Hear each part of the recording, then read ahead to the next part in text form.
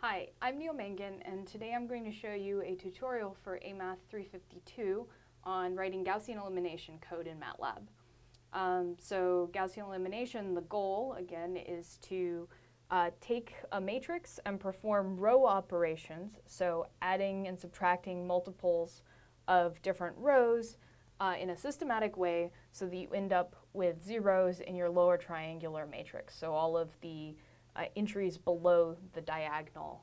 And you're going to do this by starting with the first diagonal entry, which we're going to call all of the diagonal entries pivots. So starting with the first pivot, zeroing out all of the values in the column below that pivot, moving on to the second pivot, zeroing out all of the columns below that pivot, and so on for all of your pivots, which there are no columns under the last diagonal, so that's not actually a pivot.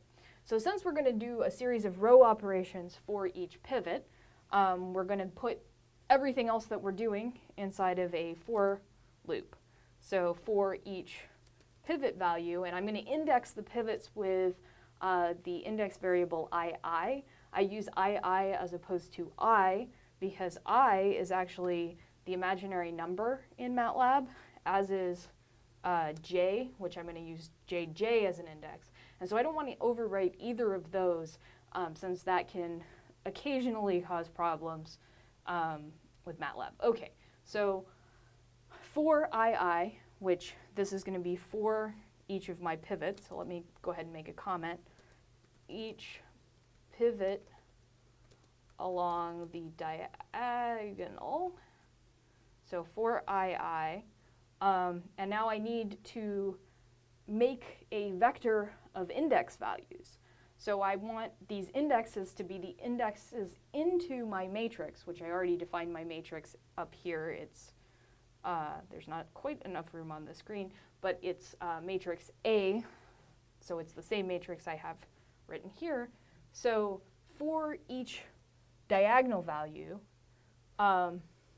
I need an index to index into those diagonal values, and that index is going to run from 1 to the size of my matrix minus 1, because the last diagonal is not a pivot. So I want that to go from 1 to, if n is the size of my matrix, n minus 1. And now I need to get the size of my matrix, right? So I'm kind of skipping back and forth here, but I need n to be the size of a matrix. And there's two different commands you can use to find the size of a matrix. One of them would actually be size of A, but size of A, let me go ahead and show you what that does.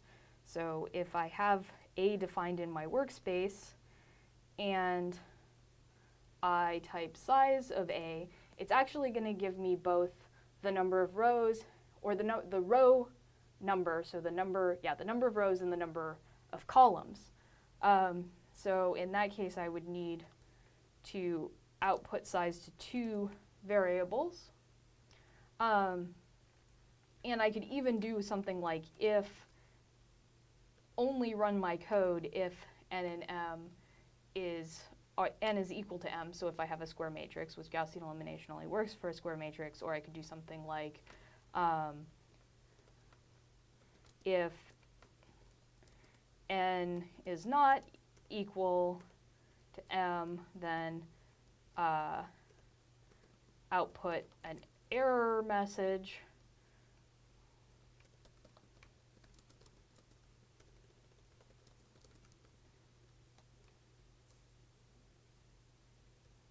It's not square, right?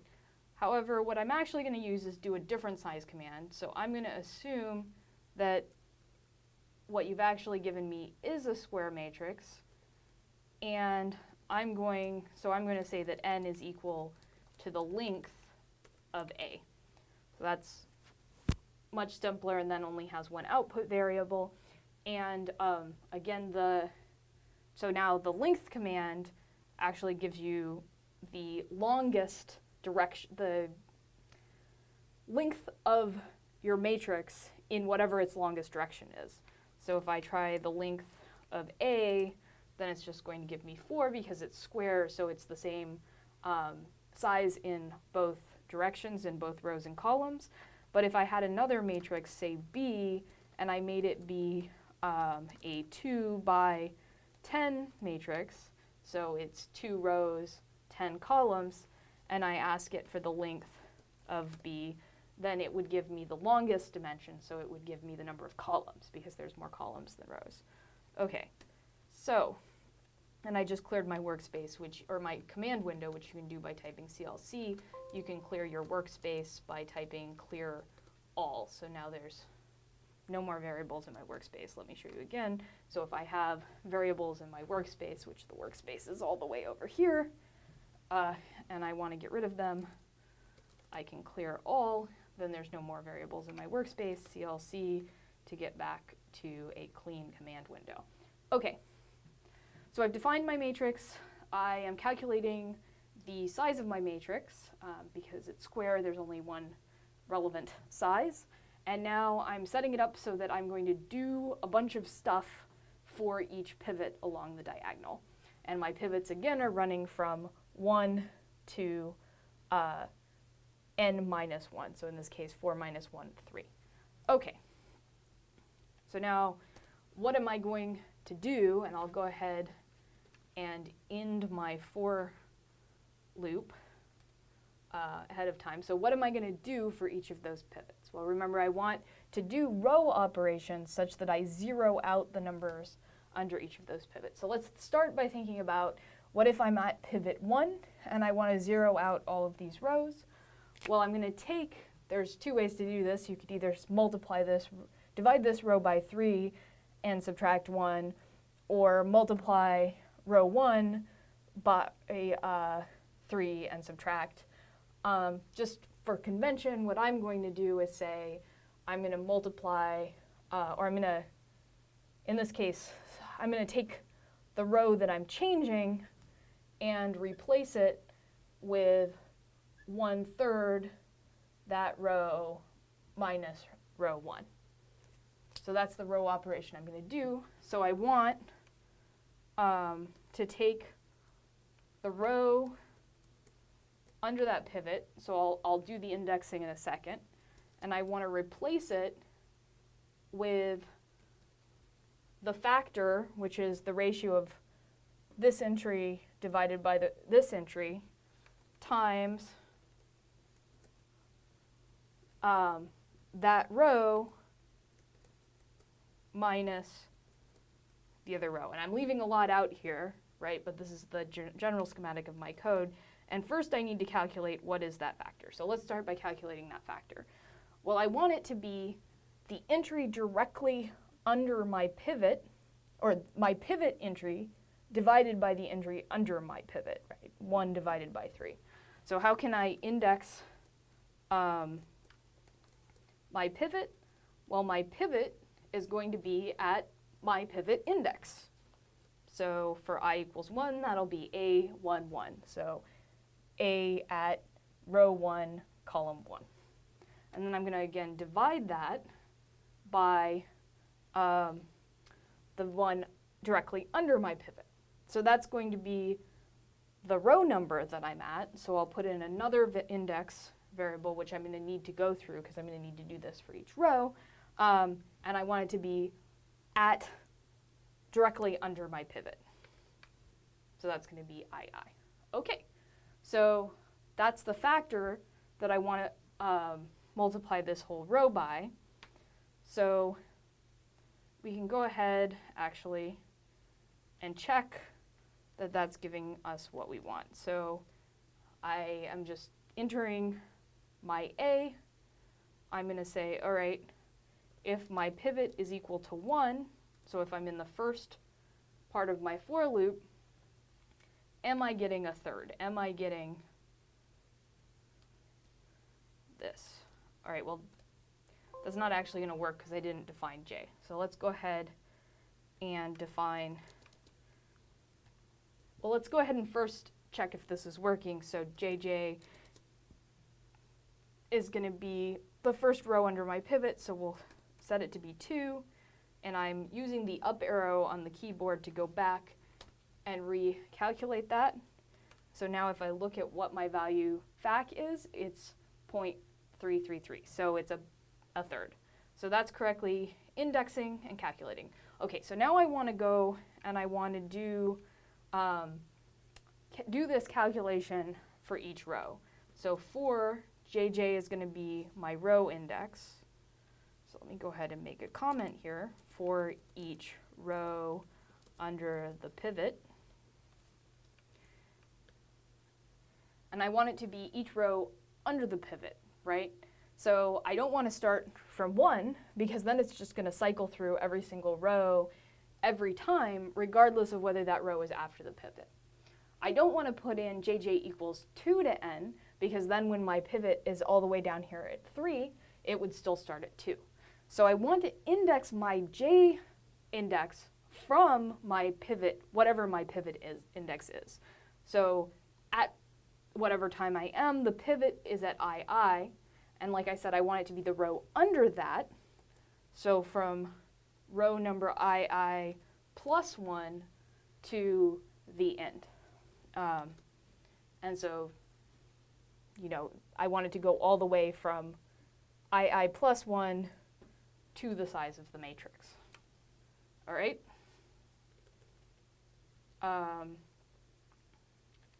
Okay, so now I have this going for each pivot. I'm going to go along each row, and again, let me just end that that for loop that's going through each row under the pivot. And now I need to correctly index this row replacement code. So I want this to be taking whatever row I'm at, which I just helpfully have created a row index for, and I'm going to replace that entire row. So the colon allows me to take the entire row. So let's see if I go back here and I say I want the first row, just as a reminder, there it is. That's the entire first row of my matrix. Okay, so I'm going to take that entire first row and I'm going to replace it by the factor times that entire first row. So this is what the value is before we begin this operation, minus the row at the pivot. So I'm going to again use that pivot index to say I want the pivot row and I want the entire thing. So this is the colon is saying I want all of the columns. Okay. So I think we've got the main bones here. We've defined our matrix, we've figured out what the length is. For each of the pivots, we're going to go through and then for each of the rows, perform this row replacement operation. So let's go ahead and see if that works. So I'm going to just run my code. Okay, well, I need to look at what did my code put out, and I'm overwriting, and uh-oh, definitely seems like there's a problem here, right? I don't want not a numbers in my output. Okay, so what are we going to do? Well, we need to debug. We need to debug and go figure out where this problem came in. And I find one of the first things you want to do when you're debugging is you want to go through and look at what the code is doing for each step. So one way to do this would be you could add in a breakpoint. So you could basically click on the line here next to the line number, and then that would allow you, when you run, it's going to stop every time it hits that line. So then you could stop and you can say, okay, what is my A here? Well, this is the first time I've gone through that loop, so it's the same thing as it was before. Now I'm going to take another step through my code. All right, what did my code do on that line? Oh, look, well, it zeroed out the first term under my pivot. That's good. That's what I wanted. And I mean, you really should be more careful than that and also check that it's correctly calculated all of the rest of the entries and is replacing the entire row. But for time, I'm not going to do that. So if we continue that for another step, and by that I mean actually go through and calculate by hand. So if I continue that for another step, it doesn't seem to be doing anything. So it basically zeroed out that first row.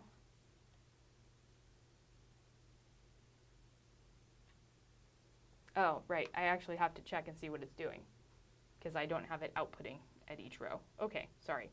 I also often will, so if I quit debugging and I remove the semicolon here, it'll now output every time it stops at that row, which is actually a lot more useful. So the first time it's not done, it hasn't even done that operation because it stops before the row. All right, so here again is the first time it goes through that loop and does that calculation. It zeroed it out that first entry. Here's the second time it goes through that inner loop, and you can see it's correctly zeroed out that second entry. Third time, and zeroed out the entire column. So it's not running into a problem as it goes through and zeroes out all of the columns, entries in the columns under that first pivot. That's not where the problem is. So it seems like it's correctly doing the subtraction that we want, although again, the way to really check that would be to, by hand, calculate whether those values are correct. Okay, well, let's see. Let's just keep going. Oh, so on this next operation is when we started having problems. So now we know that the problem is coming when we start to try and zero out this next row. I mean, another thing I can say is it looks like a good thing is that it's replacing the correct row number, right? So it just finished in the previous step zeroing out these columns, so the next thing you're going to want to do is move over to this next pivot and zero out the next row. And perhaps you can begin to see why there might be a problem. Another hint is because I'm getting not a number and infinity, I suspect that I'm probably doing a divide by zero that I don't want to be doing. And because the only place in my code where I'm dividing anything is when I'm calculating this factor, I'm probably doing a divide by zero when I calculate that factor. So let me go ahead and add a few more things in here in order to help with the debugging. So I'm going to have the code output what pivot number I'm at, what row number I'm at, and what my factor is. And since I think I'm doing a divide by zero, I'll also go ahead and output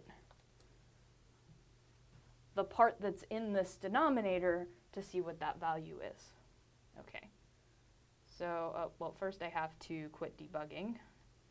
And then actually a quick way to quit debugging is to save the whole thing and then it exits the debugger. All right. So now if I hit run,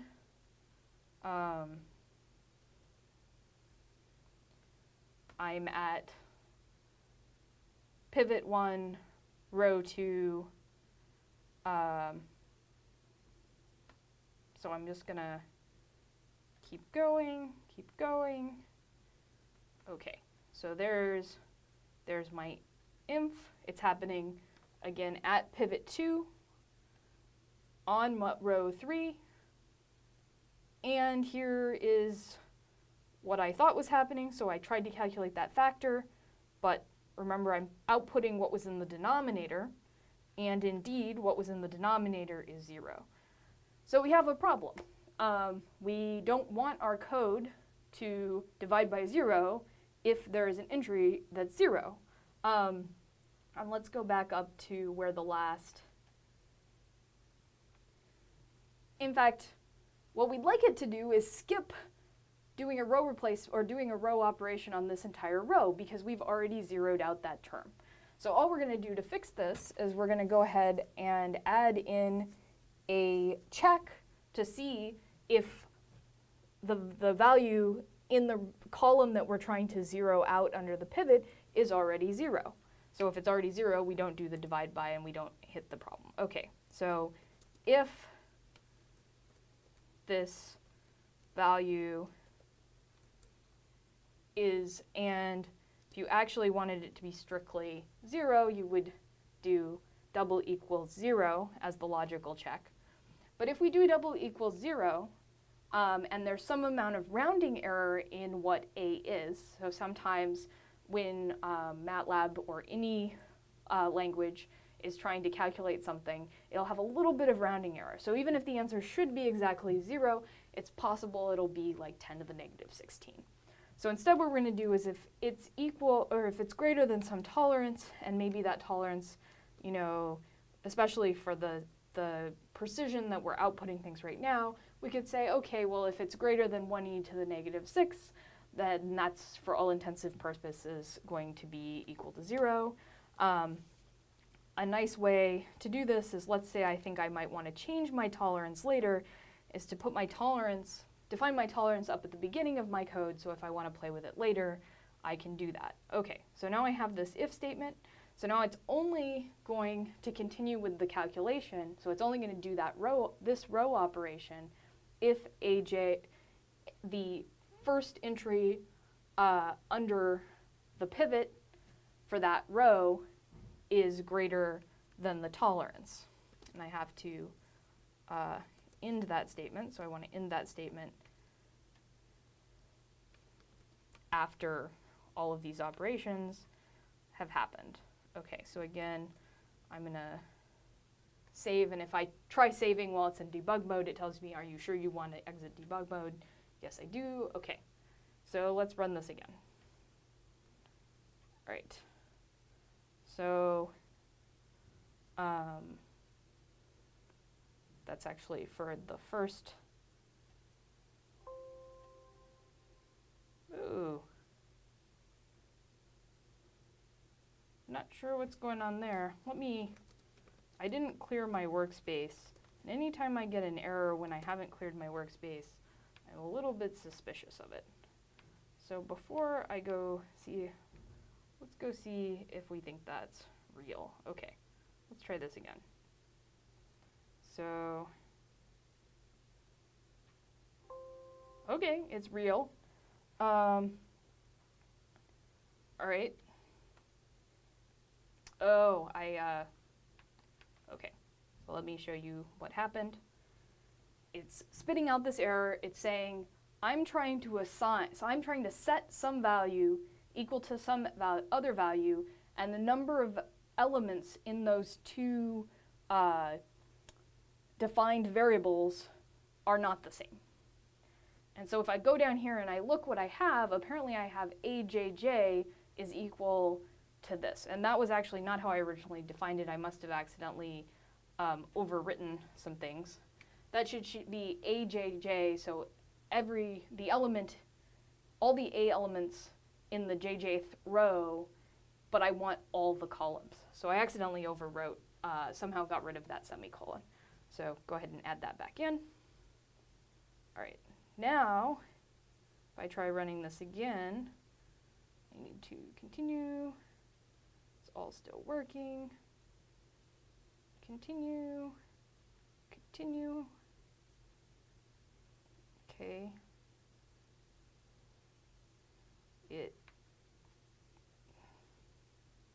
seems to still be working here. I lost my editor. There we go. Oop.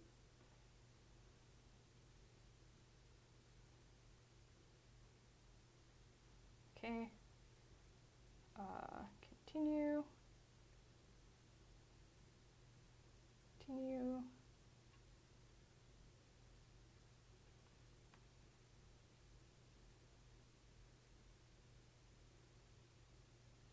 Okay, so what did I get out at the end? Oh, well, it seems like my code has finished, but I still don't have all zeros in my matrix.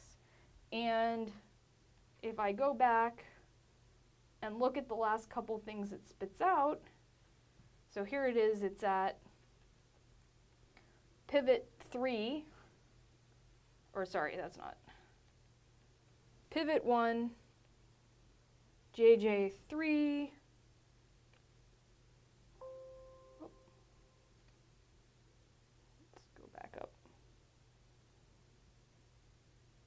pivot 1 JJ4,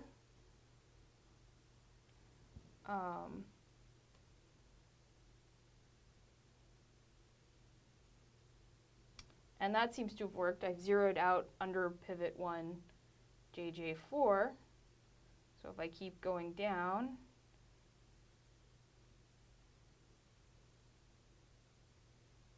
it seems like the last thing it did was pivot 1 JJ4. Okay.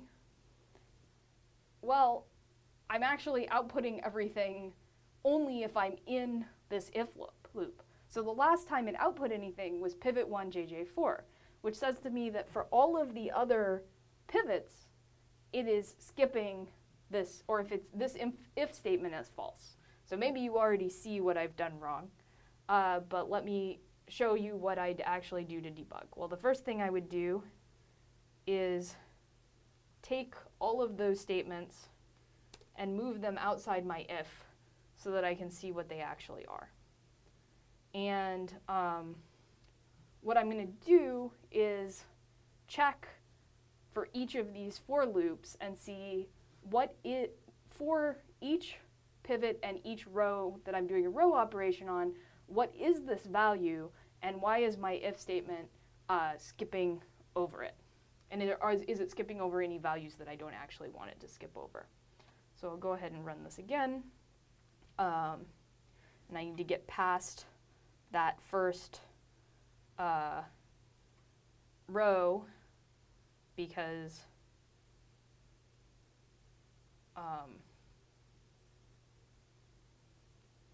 actually let me clear my window again so that I can okay, so I'm going to go up to the top. All right, so I went through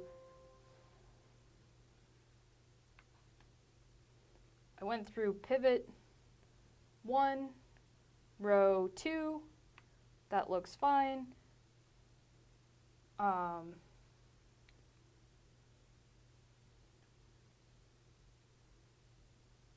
Pivot 1, row 3 also looks fine. We know it did fine for all of pivot 1 to 3. Okay, well now it's output a bunch of stuff. So let's go back up and look for the first thing that happens under pivot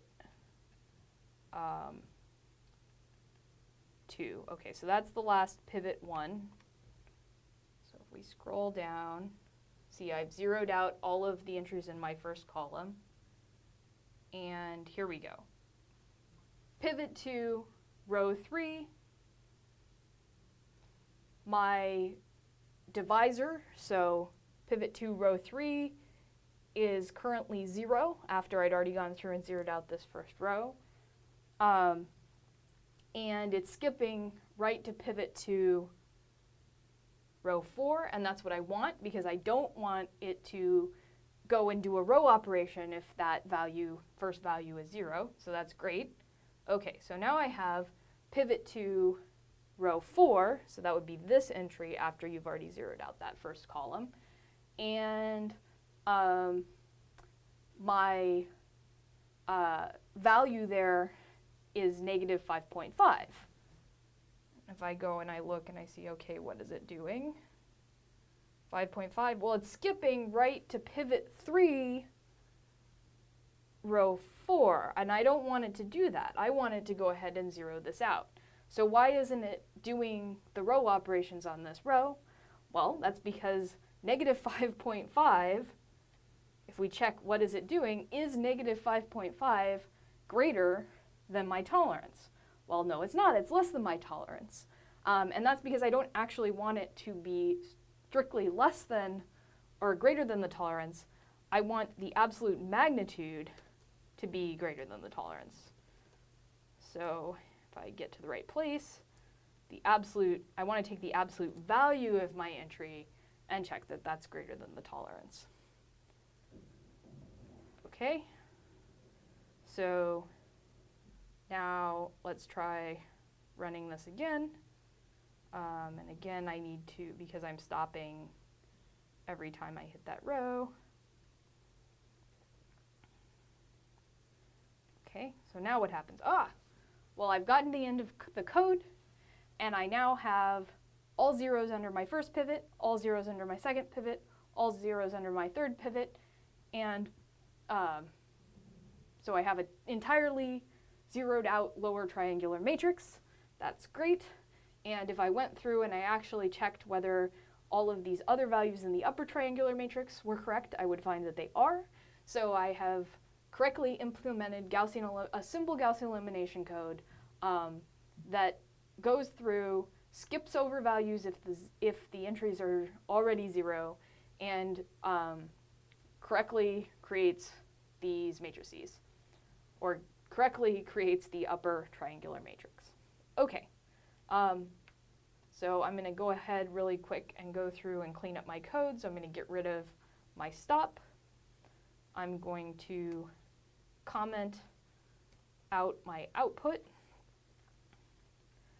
I am going to get rid of these outputs, and I could comment those out, and that's a Control-R on Windows, Control-T to uncomment, but I'm just going to clean everything up and get rid of all of them, get rid of my extra lines, select all, and I'm going to do an automatic indent, so everything's nicely indented everywhere in the file. Add maybe one more comment.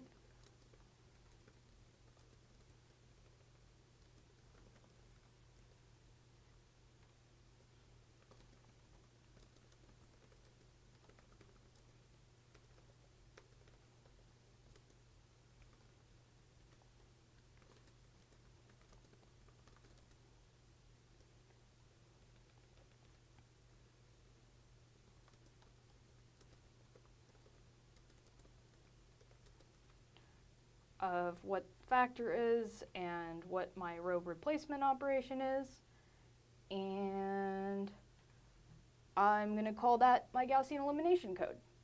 Now I could also take this code and turn it into a function by writing function, and my output would be the resulting vector. I need to give it a name, so the name actually needs to be the same as what I'm calling the function, right? So GE underscore NMM is what I've decided to call this function, and it takes in a matrix A. So now if I save that and I call from the command line A out equals GANMM, and I actually want my A to be, my original matrix. So there it is, it was saved in my command history. So now if I say A out equals GENMM, I need to give it that input matrix, calculates A out. Whoops, A is what it already was, right? A out is my lower triangular matrix. So now, as long as MATLAB knows where that function is, so the function needs to either be in the same directory as the directory you're working in, or it needs to be in the MATLAB folder on your computer. And then because the MATLAB folder is in MATLAB's core path, it will be able to find that function. So let me really quick, again, just let you look at the syntax for that. You could also augment this so that if you were, there's a couple things that you might want to augment it. First of all, I gave a special matrix, in this case, which, as you go through that series of row operations, doesn't end up with 0 anywhere along the diagonal. If you ended up going through those row operations and getting a 0, then you would once again run into the problem of not being able to correctly perform the rest of the row operations under that pivot, because you would be taking 0 times your vector and subtracting whatever your pivot row is, so you just end up with a bunch of negative pivot rows everywhere. So checking to make sure your pivot is not 0 would make this code more robust. You could also take this code and add on a b vector. So if you were trying to solve the problem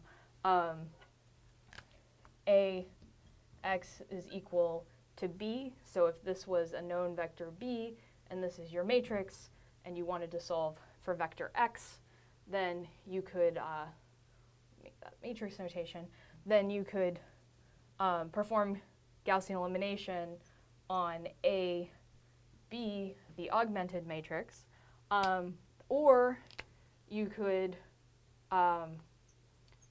perform Gaussian elimination on the augmented matrix identity A, and that would allow you to get the LU decomposition. So those are a couple modifications you could make to this code in order to allow it to do different things. And you could write input functions that take in, for example, both A and B and give you out X instead of the Gaussian eliminated matrix A. You could have it give you L and U after taking in A. Lots of different things you could do to take this relatively simple code and update it. One more quick thing to mention, we did single row at a time. You also could put in an if loop or another for loop and do each element within the row. And one of the reasons you might want to do that, go through and replace each element in the row, is if you were doing counting operations. So in this case, the number of iterations that happens in each one of these lines of code is the number of elements between under your pivot out to the end of your row. So keep track of that if you're trying to count the number of operations that are happening. All right, that's it. Thank you guys for listening.